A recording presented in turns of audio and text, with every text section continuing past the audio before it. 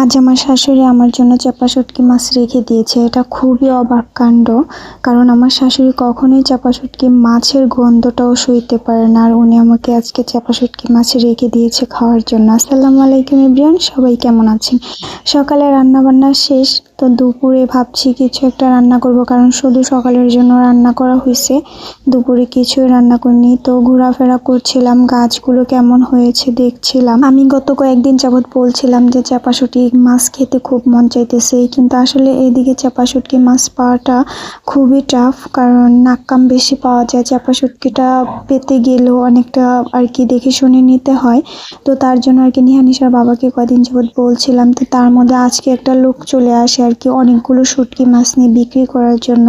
তো নিহানিশা আর কি আমাকে ডাক দেয় যে ওর দাদু ডাকছিল, তো আমি গেলাম। যার পর আর কি আম্মু বলছিল যে দেখো, দেখে দেখে রাখো। তা আমি তো অবাক, কারণ আমার বিয়ের পরে যখন আমি এই চাপা শুটকি রান্না করতাম, তখনই আমার শাশুড়ি অনেকটাই বিরক্ত হতো যে এটার উদ্ভট যে সেন্ট, এটা ওনার কাছে ভালো লাগতো না। সবসময় রান্না করার সময় অন্য বাড়িতে গিয়ে বসে থাকতো, কিন্তু আজ হঠাৎ উনি নিজেই কিনে দিচ্ছে। হয়তো ওই দিন শুনেছিল যে ওনার ছেলেকে বলছিলাম, তার জন্য। তো যাই হোক, 3 পদের মাছ আমার শাশুড়ি আর কি কিনে দিয়েছে, যে শুটকি মাছ। তো ভাবছি যে দুপুরে মূলা দিয়ে রান্না করব, মলা শুটকি মাছ দিয়ে মূলা রান্না করব। আর এদিকে আমি একটা দুধকুচুর পাতা নিয়েছি, আর সাথে 2টা লাউ পাতা নিয়েছি, যেন আর কি চাপা শুটকিটা বাটা করতে পারি। আর এখানে 3 পদের শুটকি মাছ, একটা হচ্ছে এই যে মূলা দিয়ে যেগুলো রান্না করছে মলা শুটকি মাছ, আর হচ্ছে বাঁশপাতারি বলে থাকে। তো অনেক এলাকায় অনেক নামই পরিচিত, আমি জানি না যে অন্য কোথায় কি বলে।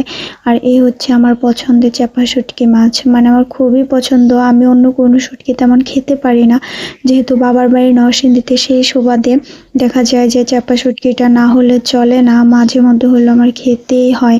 তো তার জন্য আমি সবসময় চেষ্টা করি যে একটু কম খাওয়া ভালো, কিন্তু যাতে আমি প্রায়ই খেতে পারি। আর এটা আমার শাশুড়ি ছাড়া আমাদের পরিবারের সবাই খায়, আমার মেয়েরাও খুবই পছন্দ করে চাপা শুটকি মাছ। আমার মেয়েরা যে এত চাপা শুটকির নেওটা হবে, আমার মতো তো পাগল হবে খাওয়ার জন্য, এটা আমি ভাবিনি। তো এদিকে আমি চাপা শুটকি মাছটা সুন্দর করে ধুয়ে লাউ পাতা দিয়ে আর কি একদম জড়িয়ে সেগুলো ভাজা ভাজা করে নিয়েছি সুন্দর করে অল্প আঁচে। আর চাপা শুটকি মাছের যে ভর্তাটা, সেটা তো রেডি হয়ে গিয়েছে, এবার খাবার পালা। এদিকে আমি রান্না করার সময় আমার শ্বশুর আর কি টাকি মাছ নিয়ে এসেছে, বড় বড় অনেকগুলা, যেগুলো আর কি ভর্তা করে খাওয়া হবে।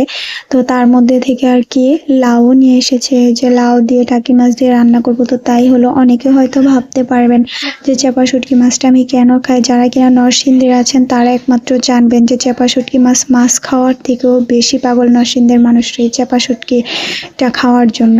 তো আজ এই পর্যন্তই, সবাই ভালো থাকবেন।